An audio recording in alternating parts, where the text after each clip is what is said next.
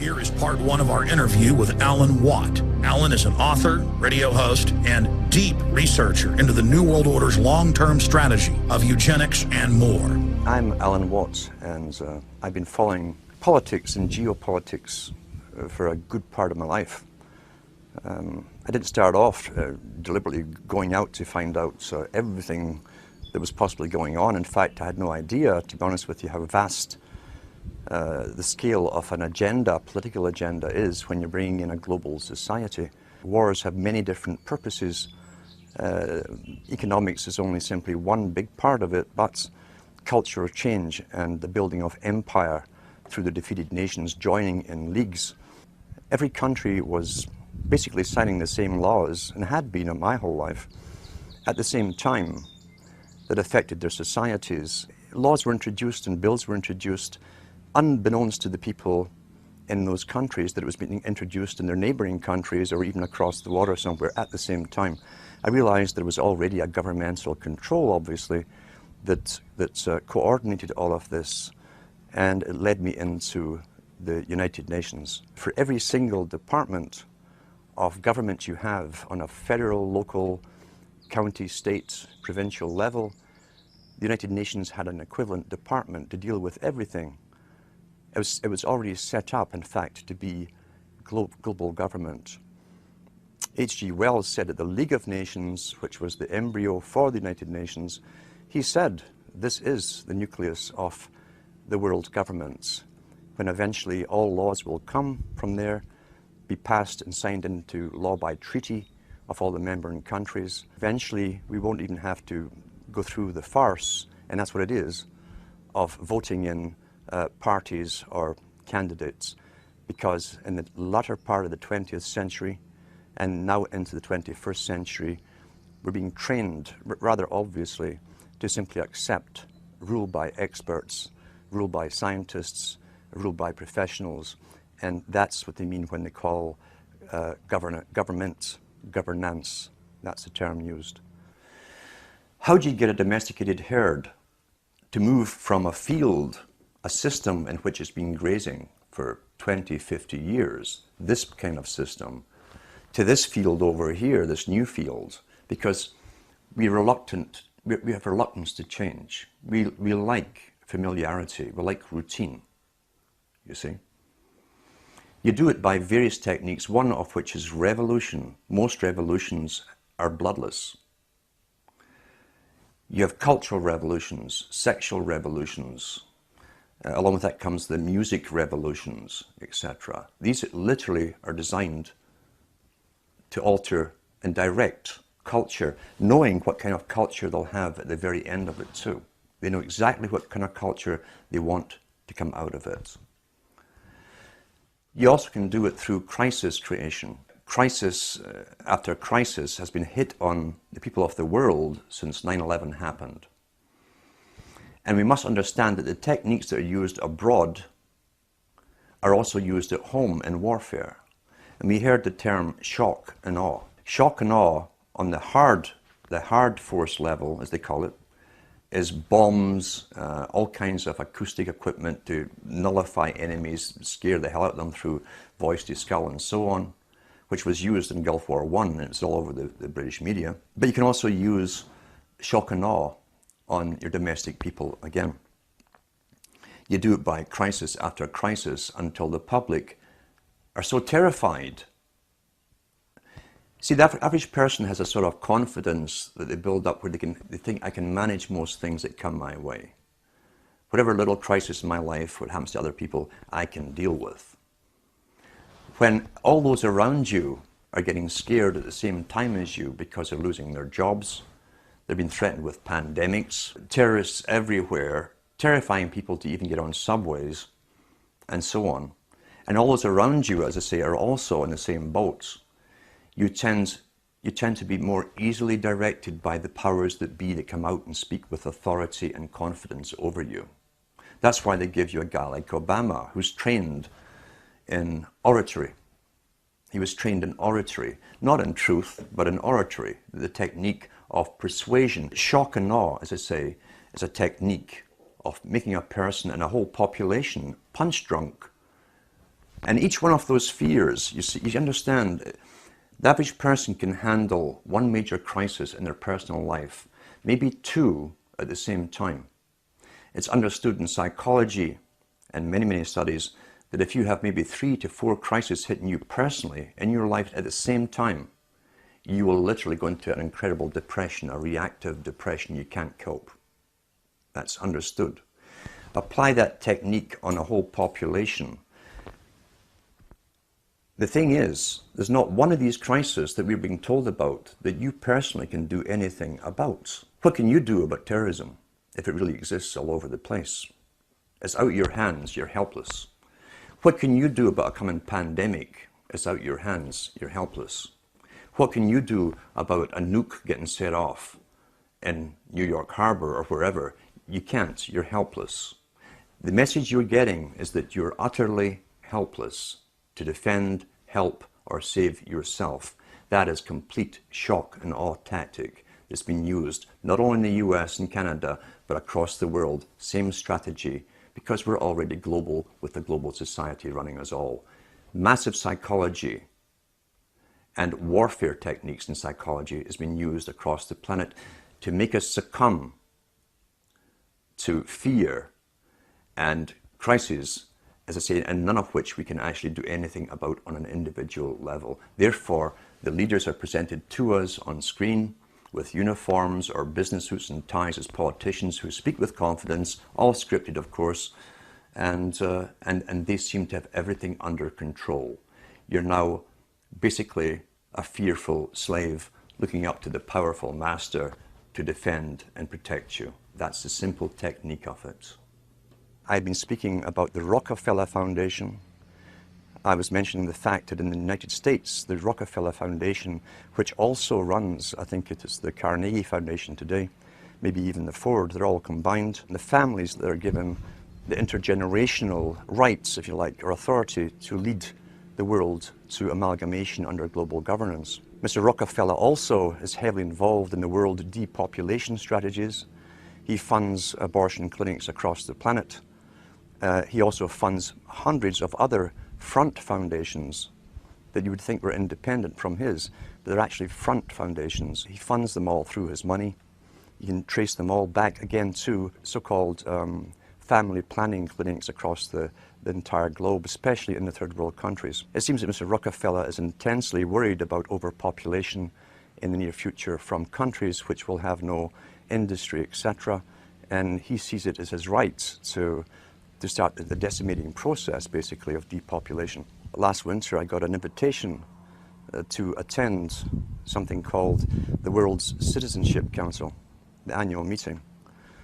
That kind of floored me because the head of the World Citizenship Council is Mr. Rockefeller himself. And here I am speaking out about and against them. So this did not come out of the blue. They try and get you on board working for them. What was also more startling was they always give members maybe 15 minutes or 20 minutes to speak, and I was offered that to speak on stage to this world meeting. The world's citizenship idea is part of the old idea of Cecil Rhodes up into Lord Milner to the Royal Institute for International Affairs and the Council on Foreign Relations. Mr. Rockefeller is up on Google in some of his conferences giving out World Citizenship Awards to very famous people. So they've already bypassed and have bypassed sovereign nations a long time ago. What other benefits you get from being a world citizen, I'm not certain at all. But I was allowed, he said I'd be allowed to speak at this conference. He did not say what to speak about, or didn't say anything about what not to speak about. And he also said that, this chairman, of course, who wrote to me, he also said that I'd be allowed to participate in the round table groups which come after. The round table society is very, very important because the round table societies were set up as far back as the Milner Society and the Rhodes Foundation. They came out with the first round table societies. What they do is take the topics that are discussed at the main meetings, then they split off different tables to specialize in certain aspects of the speeches they've heard and find ways how to implement them into reality through media, promotion, various methods of propaganda and so on. I did not attend. I was tempted to go just to see if they would ask me not to speak about certain things, but it was the middle of winter and the journey to this university would have been pretty hectic anyway, and I was so busy. But you will be approached, and that's not the first time I've been approached to do this kind of thing. You'll find that some people are bought over. I should go back to Lord Bertrand Russell on this topic, because Lord Bertrand Russell said in one of his own books, the same book in fact, where he talks about those children who manage to escape the indoctrinations, who have intelligence and an ability to communicate to others, must be brought on board the system, employed by the system, bribed into the system if possible. That generally works with most people. He said, otherwise we shall have to eliminate them, because they did not want people around who understood an agenda that the general public are unaware of. Didn't want these people with the ability to communicate information, documented information, in a fashion that people understand out in the community where they could spread this word. That ties in with Mao Zedong, who said he was not afraid of armies. His worst fear was someone with a good idea, a great idea, a unique idea, and the ability to communicate it. So that is how they treat basically people with information. First comes invitation to join them. Many people do. As I say, Bertrand Russell backed that up by saying if they can't be brought on board, they must be literally eliminated from the public arena. That's how seriously they take this agenda at the top. They don't mess it around. The reason I think they don't simply come out and kill you straightforward is they don't have to do a messy job. There's many ways of killing you, especially in this day and age. But I think, to be honest, they're so arrogant right now at this moment. They're not too worried about the mass of the general population who are indoctrinated and updated with their indoctrination daily from television, as one example. About 100 years ago, this big organization with many branches, they wanted to rule the world basically using Britain as a nucleus of a system, an embryo, which also was going to be joined with the US under the Anglo-American establishment, wrote about the kind of culture and the changes of culture over a 100-year period that they would actually design. We're all tribal to an extent. That's why we even bother to vote for a tribal leader. This is well understood. That's why we're supplied with these leaders. And because the average man was to become more disengaged from his own destiny as the expert class arose, it was decided that the males would get their outlet, basically, gradually becoming helpless as males, through sports. Therefore, they'd have a tribal team they could identify with. They could cheer them on as though they were winning. In their own personal lives, they were getting nowhere. They were getting disenfranchised, in a sense, as experts took over decision-making for them in all kinds of fields. So this was psychology at use, planned before they even implemented the sports. When radio came along, of course, they used that to the maximum. Sports for the men, the radio soaps basically for the women, and then in came television, as I say, with its alpha state, its hypnotic state. It took off. It really, really took off. And men became glued to the sports shows. The big think tanks, and we've had think tanks to do with always planning the future and how they would create societies and even different cultures within 100 years, say, from this type of society to that society to the next society, how they'd implement it, again always through the youth culture, which is easy to do if you have universal education. You can always mandate the same system, same culture to be taught to the youth. However, as I say, since the 1960s, once television really, really took off, sports used to only come out on Saturdays, and over a 10-year period, it gradually came on every night of the week. Until today, we have even sports channels, sports. And now you see guys who are sitting home, who are basically powerless at work. They have bosses. They're powerless on the roads. There's police and traffic wardens and cops watching them. They have no means to feel strong, and so they tend to watch sports as a substitute. They project themselves into a game which they never participate in. But as long as their team wins, they feel something's happening in their life that's positive and it's successful. It's a very good substitute for many, many things as far as the elite are concerned. Now, the big think tanks that involved many professional people knew that they'd have to give something this for the males, and for the women to also give a substitute too. The intention being ultimately to alter society, drastically alter it so much that even the purpose, for instance, of marriage would lose any appeal. For the females, they gave them high fashion, accessible prices for high fashion clothes. They brought in, people don't realize they brought in the miniskirt back in the 1920s during Prohibition. They brought in cocaine at the same time as along with the booze to get young people in. The idea being that if you're doing something illegal, it's very naughty. Youngsters love to break the rules, get together, we're all being naughty together. And sex and booze, coupled with coke being smuggled in at that time, had its desired effects, but not quite the way it was designed to have by those that planned that culture, the Bernays types. And Bernays was heavily involved in this. So they came out, as I say, with not sex and rock and roll, but sex in a form of jazz. The Charlton dance came in, the miniskirt came in, sex became rather rampant for the first time.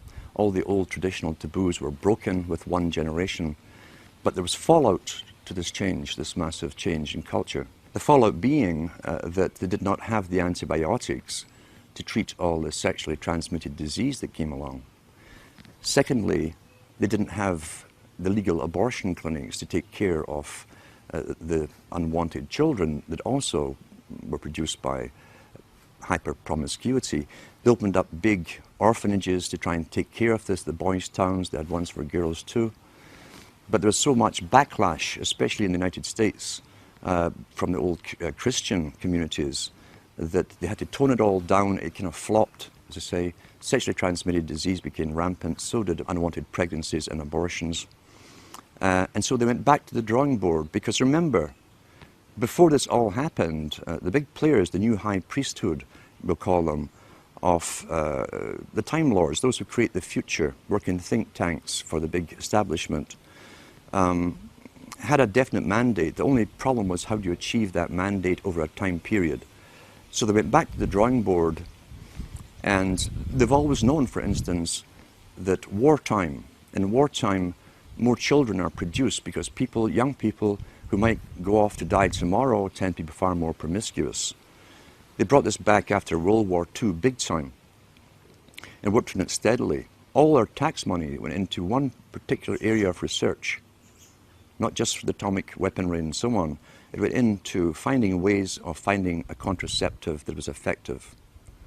When they found it and launched it on the scene, at the same time as it launched what they called pop music, along with drugs, LSD and so on, they brought out the contraceptive. So then permission was given, in a sense, and promoted from the top down, even from the BBC, which is, remember, the BBC is owned by the British government. It's an arm of the British government.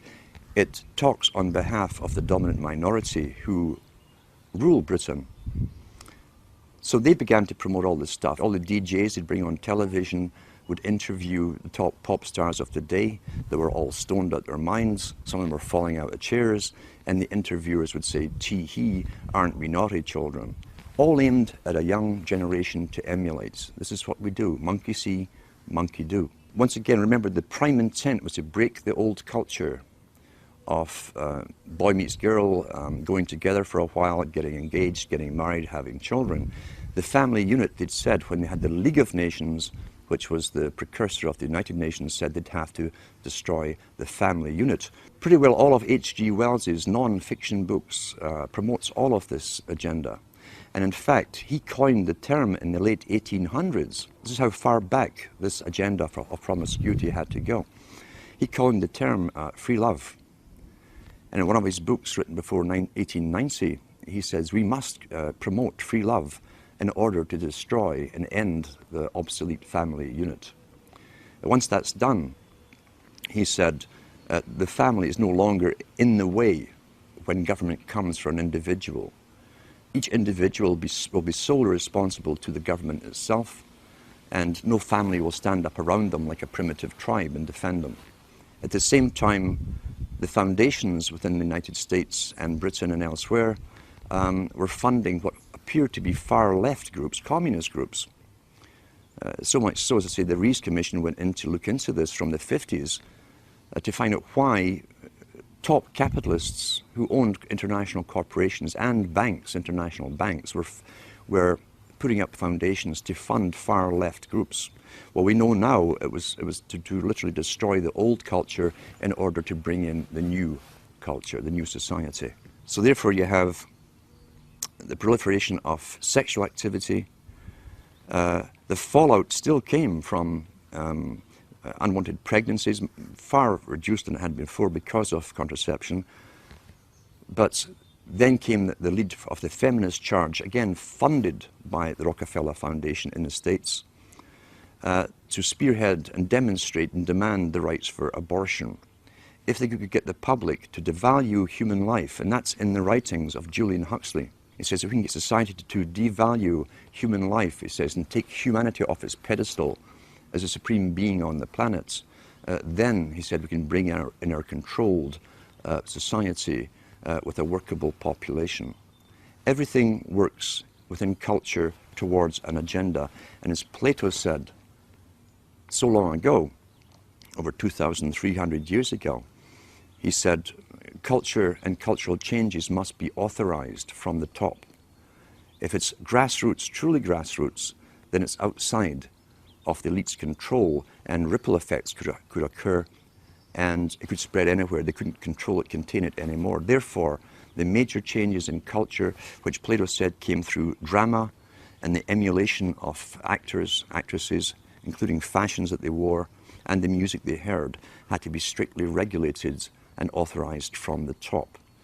The whole science of this, which was always a science and understood by those in those businesses, was used to the maximum to literally drastically alter culture so radically in the 60s and 70s that they could never return to a past way of living.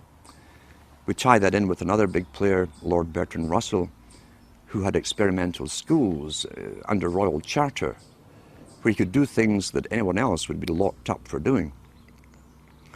He said in his own schools, and there were mixed schools, he said that if he could encourage pre-pubertal sexuality amongst the children, encourage multiple partners from before puberty, he says the chances, because of study and observation, the chances of them ever bonding with one person for the rest of their life was pretty well obsolete, null and void, wouldn't happen. Therefore, that technique all came into play during the 60s. It was called free love. Drugs helped it along the way. And that was the beginning of what we saw as short-term relationships. Divorces became more and more common. Interestingly enough, divorces really took off not because society demanded it or it came from a need or demand from the people. Divorces took off because the Hollywood stars, and remember too, the drama industry, the entertainment industry have always said this, the people follow the stars. And they're the guiding stars in the so-called occult, you see. We tend to worship wealth and people and famous people. We want to be like them. We want to identify with them. The whole idea of divorces came out from Hollywood, with the top stars leading the charge for this. Women started to talk about it, who was getting divorced, what actress from what guy, and so on. And gradually it put the idea across to them that, well, if they're getting divorced, then maybe so should I. At the same time, the Bourdaise techniques were used through all kinds of magazines. At that time, 97% of all magazine publications were aimed at women. Because advertisers have said, and it's still taught in marketing schools today, women are far more easy to get to go along with something new than males are. So within all these magazines and write-ups about their famous actresses, their heroines and so on, the rich ones, the average women were reading these stories and identifying with them. They were being told that you can do anything, you can have it all, you could have a career, you can have a family, you had a home. They gave them utter lies, and they coined the term superwoman. So across the whole of Europe and the States and Canada, at the same time, always coordinated at the same time, the media entertainment industry were promoting stories of superwomen. And they'd find someone, real or imaginary, we'll never know, who supposedly was a CEO of a company, who had all these children at home, had a great husband, could manage everything and could cook great cuisine, blah, blah. And that, of course, is a fantasy. This put pressure again on most women to try and live up to the fantasy, as all advertising does. And most of the stuff we're getting is advertising, or at the very least is basic psychological manipulation. Bernays' techniques again. Remembering too that he called it the creation of a consumerist society. Well-behaved people, as long as there's money going around, they would go into the material world and they would forgo having children. That's the same thing as Charles Galton Darwin talks about. If we can encourage the woman and the male to go after the material benefits of the world, there's a slimmer chance they'll actually have children who tend to be economically burdensome. People were addicted to television in a very short space of time. Most people still today think that all entertainment to do with movies, drama, is therefore nothing more than their entertainment. It never ever was that case. The greatest social messages are promoted through movies and drama, high drama, through the fixation of emotive sequences, emotional sequences, not logical, factual sequences, but pushing points across in an emotional way which register and fix in the mind. So emotional content is very, very important, rather than going through an actual discussion or an argument using logic and facts. There's no debate. And when you're being downloaded through fiction, your guard is down, the censor part of your brain is not in action as you would in a debate or a lecture. You're actually in an alpha state, being completely downloaded with new ideas. Very similar to a computer. And so therefore, a culture industry, which is called by its own the culture industry.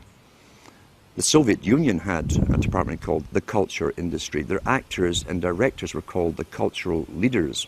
All you have to do is keep giving them new updates every so often, and you can change an entire country or a nation or a block of nations who are all getting the same upgrades at the same time along certain paths. Today we call it political correctness. Most people want to belong to their peer group. They want to be the same as everyone else when it comes to opinions. In fact, they judge their own personal sanity by bouncing ideas off their neighbors and friends who will answer back and agree on these same topics in kind. It doesn't matter if the topics or what you're given are facts or utter nonsense, as long as everyone agrees at the same time. You'll say, well, I'm sane, and your friends will all agree because they've had the same information given to them. We don't only get the same information given to us, we're led through sequences, even documentaries, to leave you with a predetermined fixed conclusion on any given topic. Most folk are, once again, unaware of this. They think, I've just been given all the facts on this topic, and this is the obvious conclusion, which is always given to you by the final experts on the particular program. There's no thinking involved. We tie this in with the Brzezinski. Brzezinski said in 2 Ages, now this guy was way up with the NSA. He's a master geopolitician. He admits he works in 20, 50-year periods to do with geopolitics in other countries. But he said himself, the public will shortly be unable to think or reason for themselves. He says he was meaning by the form of information that was given to them, the type, the formulas that were in use then in the 1970s. And eventually, he said, they will expect the media to do all their thinking and reasoning for them. Well, that's happened today. That's why people today can't think outside of the programming from television. give an instance, in fact, of why TV was so important, to show you that it was so important to have it in the homes of ordinary people. Now, most countries in Europe, for instance, up into the 1950s and 60s, and I'll give an example, is Britain. The working class people did not have credit cards. You could not get a credit card. You couldn't get a bank loan without collateral to put something up against it. So therefore you were at pretty well a fixed income. There was no extra cash outside of rent, food and so on, clothes for the children, essentials. There was no extras for luxuries. There was no credit given to them. Yet the British government, just like the Chinese government did 2 years ago, made it a mandate that every household in Britain must get a television set. And what they did, they made one exception out of all the things that the people could need, really needed. They made one exception. They allowed credit companies to come into being. They could go round the houses every week and collect half a crown or 5 shillings or whatever it was and pay off a used television set. The British government made a deal with the United States of America to buy in used televisions which were then reconditioned to be sold to the working class all across Britain. As I say, they wanted a TV in every home. Now, since when is government interested in how happy you are at home? You know, there's another reason for this. And sure enough, the working classes all got these DER. DER was the company that brought them all into Britain. And the guys came around every weekend collecting their half crown, 5 shillings. And suddenly and I can remember where I was, it was one of the last areas really to get television, a real working class area. I can remember this high being taken by my parents to the local park on a weekend and passing dozens and dozens and dozens of other couples on the way with their toddlers as well. When he got to the park, which was a valley, there were over maybe 1,000, 1,500 couples along the grass in the valley. And that's where everything was discussed. Local politics, national politics, labor unions to do with their mining and so on. And everyone mingled with everyone else, old school friends and so on. That system had been going on for hundreds of years, where people communicated thoughts, real feelings, real things that really mattered to them and their communities, to each other, conversation. When the TV came in, and I was still about this high, within about a month, I could go down that park every weekend and no one was there. It literally overnight killed off the socialization and interaction between people and tradition, again, where they exchanged viewpoints, gave each other news, helped each other out, who was sick, who was this, who was that. Everyone helped each other out. And from then on, you could pass rows and rows and rows of these old, and they were called row houses, all joined together. And all you saw at night was the flickering of that bluish light in the windows. And that was the end. That was the end of real communities. It happened within a matter of about a month. The flicker rate on the television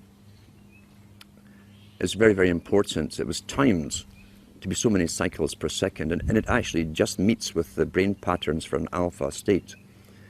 When our brain sees it through our eyes, we start to adopt that flicker rate in our mind, and we go into a deep alpha state. Watch children and watch their mouths. They drop open. They won't hear their parents talking. They're hypnotized, in fact. Why would they give that particular flicker rate when they could have chosen of a whole variety of flicker rates? It wasn't an essential thing to have. So it was done for a purpose. It was meant to be hypnotic. It was meant to be used as a tool of propaganda and indoctrination, even through the guise of entertainment and so on. It also was to create a new society because they were the avant-garde, as I say, leading the sexual revolution through drama, through little documentaries, fiction, non-fiction, all combined. Once again, back to Plato. The audience see what they see. You understand that it's even worked out towards different age groups. There's something on for everybody's age group. Each age group is actually being updated as well, even the elderly ones. into new ways of thinking or seeing things. But the target mainly was for youngsters. If we take one of the world's experts on propaganda, who is Jacques Ellul, who wrote extensively on how the mind works and how all entertainment, he said, that has to do with government programs such as police, detective stories, detective series, which contain little human dramas as the hook that you identify with to make you watch the whole story. Child gets kidnapped, detective goes on a hunt, he goes through hell and fire to get that child back. You identify with the hero if you're a male, you'll identify with the heroine if you're female. And that's the hook to get you to watch them. But what he said was all dramas to do with police or even the military in movies are pure propaganda. Pure propaganda. The human story is just the bait to make you watch through it, to get you to identify with it. Because once again, there's always a message left somewhere in the movie. It might even be a message that's against your own morality. It could be where the cop, for instance, does sleep with this beautiful woman while his wife is at home, and it's all part of the story, and even tell you why he did this. He was feeling down that day, blah, blah, blah. And so you've just again altered your viewpoints on how you yourself might behave in that situation. And that sometimes that kind of thing can be justified. That's how you're downloaded through entertainment. It's there to alter and direct and always upgrade into another step of the direction that the entire culture for someone else's purpose. Let's talk about the effects of the alpha state first of all. Recent articles I've even read on the air from various science studies show you that even when you switch off television, you remain in that alpha state for maybe 45 minutes to an hour, sometimes longer, depending on how long you've been watching it. With high definition, again, why would a president of a country mandate that all TVs had to go high definition? Is it because he really cares so much about your happiness? And he wants better quality for you? Or is there another reason for it? Well, I'm sure the effects of the old flicker rates and what it did will also be incorporated in high definition, but with even more added benefits for bringing you into a complete hypnotic state. How do you wake someone up who's addicted to television? You can't. Very, very simple. You can't get your daily brainwashing, where literally it's bypassing any consciousness in the person. You can't take that every day and still try to wake up and learn at the same time. I've known people who've gone through complete withdrawal from television and gone into depressions because their entire routine is broken. They also have time on their hands, which is a big aspect of control, remember too. If you can take time away from a person who can think for themselves, who might say, oh, I'll go and read a book, I'll go and study something, or if you can take that time away from them and have them mesmerized in front of a television set, then you'll keep them dumb, stupid, compliant, and going along with the system. I always advise to people, if you know someone who's watching TV, it's quite simple to find out where they are mentally, psychologically, in the understanding of things. You can ask them a few simple questions. If they give you standard television answers, forget it. Simple as that, forget it. If you see some spark of their own opinion coming in, there's maybe a chance you can do something with them. But you cannot get a... You see, television, it can be classified as a drug. Any addiction is still an addiction. Television is an addiction. People watch 4 or 5 hours per day. Top psychologists and even the United Nations have talked about the use of television for creating the new culture for children. How many people know that all government agencies or departments, all governments in the world, basically, have departments of culture which hire cartoonists and pay their expenses to do cartoons, always incorporating the latest political correct story to do with environment, waste, bad adults and how they've destroyed the planet through their consuming, etc. How many people realize as you plonk your children down in front of it to babysit them that they're actually being brainwashed scientifically.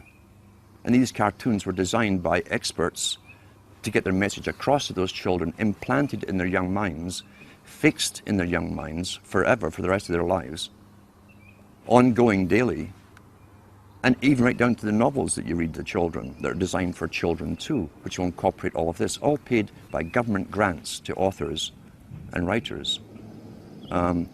You literally have to take it into your own hands. It's one of the most dangerous tools that can be used. It's also dangerous in this extent that why do you think government licenses TV stations? If you were an independent producer, TV station who came out with this kind of information, you would not get a license. You'd have to be authorized and politically correct with a whole bunch of things to do and not to do written out before you'd be given a license. And you'd be checked on every so often to make sure you were following those topics that you're allowed to. If you want to advise people on television, and you can do this with yourself, how to train yourself, how to watch television. If you never get involved, you understand a storyline, you watch a movie, but don't get involved in, as I say, there's always a thread or a hook for you to follow, a plot, whatever, the chase. The guy always ends up with the beautiful woman at the end after going through hell to rescue a child or whatever it happens to be or save the world. If you can stop yourself from getting lost in the emotional part of it and study the movie as you're watching it, you'll learn the techniques that have been implanted in the movie itself. That's a great way to learn. If you can do it with yourself, you can also show other people how to do this, to actually study everything as it's been presented to you. And eventually what you'll find is that when you're watching even documentaries, you'll see how the documentaries themselves are shaped to give you the opinions, often very strong opinions, without giving you specific facts or giving you distorted facts, etc. Learn how to critically analyze and think as you're watching. And if you can show others this technique, a good example is sit down with someone who regularly watches a good movie, one that you've previously watched, and then point out all the politically correct little inserted words, slogans, phrases that have been put in there, and show them how it's been done. That way it can actually be fun to study television and write down all the different things that they've missed, but it's all implanted subconsciously in their mind, because those implants, those subconscious implants, will become their opinions, and they will never know how they arrived at them. They won't remember it's from this particular documentary, this particular movie, or whatever. So that can also be fun. That's a positive side of it. You can train anyone to do this. With the internet, the first person to mention it that I know of, at least to the public, was again this master, Brzezinski, in his book Between Two Ages. In the early 70s, he said, shortly a system will be given to the public of mass communication, which will cause a revolution, the revolutionary thing to change society. But he also mentioned and hinted at the fact that there would be regulation behind it. He mentioned too that those who brought it in would never lose control, the main control over the internet, because after all, knowledge is power. Knowledge has always been power. That's why all down through the ages, the real machinations of government are never told to the public. Real power comes from understanding and having all the facts on any particular topic. So therefore, the internet was to be given to the general public with other intentions. Initially, it was to get them all into it. Now, what did the elite want to achieve? What was their point of view? They wanted people to become so used to the internet they couldn't do without it. Now we see businesses really can't do without it. They can't imagine going back to pencil and paper and taking inventory and all this kind of stuff. For the youngsters, who must be the generation they target, they made sure that that's the only thing I knew about the internet. from the media. I was completely ignorant about it, and computers. The only thing I knew was there was lots of pornography on it. Every paper kept telling you about it, which again is the same old technique they used in the 60s and 70s. Aren't we naughty? Wink, wink, for the rock stars on television. Knowing all the youngsters would get into it when their hormones are high. That's all they're thinking about. But once folk were addicted to it, they also planned to gradually alter it, keeping the people addicted to it as they changed it into another system where mainstream media, the authorized media, the culture creation industry media, would eventually have prime, or the main dibs, the first grabs at the main bandwidth that eventually they're claiming will have to be reduced. So in the meantime, there's never been a window of opportunity for the general public to use a medium to communicate to each other alternate news, verified facts to each other as we have at the moment. That eventually, supposedly, is going to be policed. They've had international meetings, the first one held in Canada, under the guise of the United Nations, or the auspices of the United Nations, to do with regulating and censorship of the internet. They have these meetings every year as they add more laws to it. We know the cloud system is to come in eventually. It's been all over the media in Britain, where you won't be able to store anything on a hard drive. You won't even need a hard drive eventually. Remote servers will have all your information for you. It will then be used as a form of punishment if you were politically incorrect in some form or another. Then you'll be cut off from accessing that server with all your data until you toe the line and behave yourself. Social control can be used through monetary penalizations, or through other penalizations like withdrawing you access from it. It definitely will be used for social control again, unless it's a backlash from the general public. And they do expect backlashes from people who have become used to looking into whatever site they wish to look at, or communicating whatever kind of information they want to each other. Now, along with the introduction of the internet, we've got to remember too, the government agencies also set up and promoted chat rooms and all the rest of it. And there are agents within this strange nether region called the internet whose job it is to infiltrate people who are coming together as groups, communicating on specific topics to do with political changes, and disrupting those groups. So already it's a battlefield, and they called it the cyber wars long before they even gave this internet to the people. It had been an informational war, they said in all the papers. Therefore, government intelligence agencies would have to expand their roles with mandates to also be in this invisible world where they would manipulate various groups from within as well. There's also a lot of nonsense, of course, on the internet too, which can take you down conspiracy paths. I hate the term conspiracy because the government wants us to use it like we're some sort of hobbyists and some sort of kooks. I don't use the term. But that's become the most popular type of site now, is conspiracy site. And there's many out there, there's professional agents out there as well, who've been funded by governments and even launched by governments, to be well known, especially in Europe, to lead the conspiracy sites. Then they bring in the UFOs, the aliens, until you have achieved your goal. Counterintelligence. Let's talk about counterintelligence and how it works. What is intelligence? Intelligence gathering is sending agents out to simply listen. To listen in marketplaces, bars, cafes, as to what the people are discussing. Lawrence of Arabia, in his own book, 7 Pillars of Wisdom, was trained as an agent. He was trained in Arabic languages. He was given lots of money, he and 11 other people, trained from Cambridge, and sent over to the Arabic countries to start up Arabic newspapers.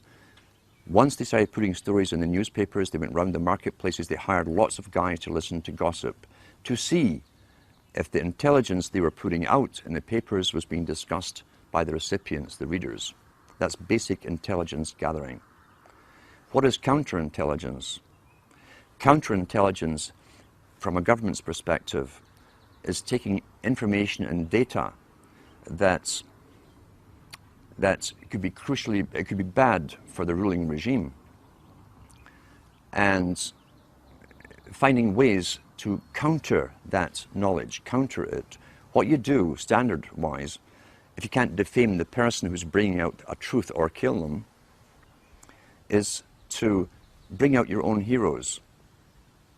Launch them well, finance them well into the same area, saying the same stuff that others are talking about. It's called intelligence, giving out facts. And once they have the following, then they start bringing in aliens and UFOs, and they bring in the New Age, the whole New Age religion into it. Spirituality is the big term they're using today. Until a newcomer, a skeptic, will hear this stuff from the paid agent, who's very good, who says gives the same data as the person who doesn't go into the UFOs and so on. But the guy who doesn't go into the UFOs, aliens, reptilians, and all the rest of it, suddenly is thrown out with the other guy. You're classified with them by association. Your topics are associated. Even though you stay clear of the fantasy stuff, the disinformation, you'll be lumped along with them. And then you've countered the intelligence. When you mention the facts, people laugh at you, say, oh, you probably believe that the aliens are running the world now. And that's it. That's counterintelligence. And that is also all over the internet. And it's paid for by, again, government psyops operations. Some groups that I've found are doing really good work, where people decide to get together physically, and they will choose a book to read to do with the factual data that's available to the public that can be proven. Oh, Herman Kissinger. And they'll go through it. They'll analyze the book. They'll analyze the phrases. They'll analyze the contents. They start to participate in what they're reading, because others will remember this particular era, this time when this event happened, can add to the thing and so on. That's participation, that's communication, and other information, as I say, from those involved who live through things can be added to the whole thing, giving you a much more complete picture. So it's a good idea to to start this kind of thing off in your local area, even if there's only two of you that started off. Don't sit and laugh. It's kind of comical at first when you say, well, we're going to discuss this book. You've never done anything like this in your lifetime. Sit down and get yourself a coffee or a beer or whatever you need, and take turns at reading. And ask the other guy, do you have anything to add what I've just read? Do you have any insights into it? What do you think of this? It gets you stimulated into participating and really thinking, because everybody who's alive today has been trained literally not to have to think. As Brzezinski said, shortly the public will be unable to reason or think for themselves. They'll expect the media to do the reasoning for them. So let's counter that. Let's get back to thinking for ourselves, using the data, the material, get involved, start using our minds again. And you'll be surprised, it's like a muscle you haven't used for a long time, how quickly you start to use it, how sharp you become so quickly. And if you can get larger groups and larger groups together doing the same thing, and then you can branch them together, communicate together, then they suggest other books that you haven't heard of. Maybe you need a particular book for evidence. I have stacks of them at home. Everyone has access somewhere to some material that got stuck away. And when you can start putting all of this material together, mainly through, as I say, discussion and reading groups, you can add to the knowledge. The more knowledge and facts, actual factual data you can put together, the bigger your arsenal is. And the easier it becomes to show people and convince them, look, this is authenticated stuff. Here's the factual data, here's the physical book. Read from that book, and then have your discussions. What do you think about this? What do you think they meant by this? What do you think has happened? Have they fulfilled this part of an agenda? And most people will say, yeah, they have. Well, here's how they did it. The evidence is all there, but knowledge, remember, is scattered. That's also why, since the 70s and so on, televisions were put up in places where people used to communicate to each other, bars and restaurants, the pubs of Europe. Everyone talked and discussed everything. The televisions were all put in for a reason. And now everyone's mesmerized and you can hear sports or loud music. You can't communicate anymore. That was government promoted because the government licensed the big chains of taverns and pubs all throughout Europe. And so what you've got really is deliberate attempts. Nothing happens for no reason. Why? The customers weren't demanded. They were bored in bars as they discussed topics. People would just move around the pub talking and listening to the conversations, and they'd join in the one that you liked. Why was it so important to destroy communication? It's because it's a main propaganda tool that stops communication between people, even in a room. Have you noticed too, they don't even discuss the topics once the news is read to them, to each other. They've both been downloaded with the opinions. You don't have to ask what their opinion is. It's going to be the same one as you've been downloaded with, left by the expert. So we've got to get back to communications and communicating with each other and finding the evidence. Knowledge is scattered. Knowledge is power, so it's scattered all over the place in thousands of books.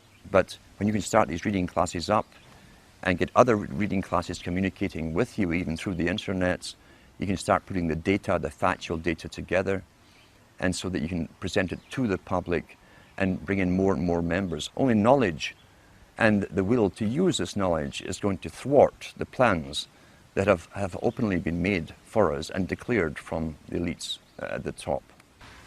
The whole problem of being involved in a community can be a double-edged sword. We know, for instance, that communitarianism is a term used first by Bush Sr., talking about the collectivist society coming in. The United Nations has us all split up into communities. It's promoted through local TV. Even Sudbury here has your community. This is your local community. Be involved in your community. They're talking about a politically correct community. That's the problem. Government really penetrated and altered and distorted and changed society through communities. Not just with television, which has certainly destroyed the community spirit. The intent of government, this is how abusers work too. Abusers work with the same technique because they want power over a victim. The abuser will come in and take care initially of problems of the abused. Often the problems are the very outcome of what the abusers have been doing to the victims in the first place. Governments came in with welfare, for instance, a long time ago, in all countries about the same time. At one time, families helped each other out. You didn't need welfare. If someone lost their job, everyone chipped in. You didn't condemn the family member for being unemployed or ill or whatever, or losing their job. Families helped each other. Now, the family, remember, is still really the smallest nucleus of a tribe. And then government came in with unemployment insurance, which they took off you, but nothing was for free. And gradually over time, when people became unemployed or even sick for a while and couldn't work, I heard people even say to their own relatives, well, go to welfare, that's what they're for. There are social agencies to deal with this. Until today, we're in a sad state where even close relatives won't help each other out. They expect the government, the abuser, the government is the abuser. They expect the government to take care of all financial problems for the unfortunate victims. And they stop helping each other out. We've got to start reclaiming the rights to, and you can do it personally with people you know, to help other people out and start countering the government's mandate. Because the government's mandate is for control over the victims, not to help the victims. Those who fall under that particular level into the welfare state have their lives run by government agencies and social workers. That's what Huxley says. He says that they won't need their survival capabilities. Russell said the same thing, because the government is taking care and making all their decisions for them.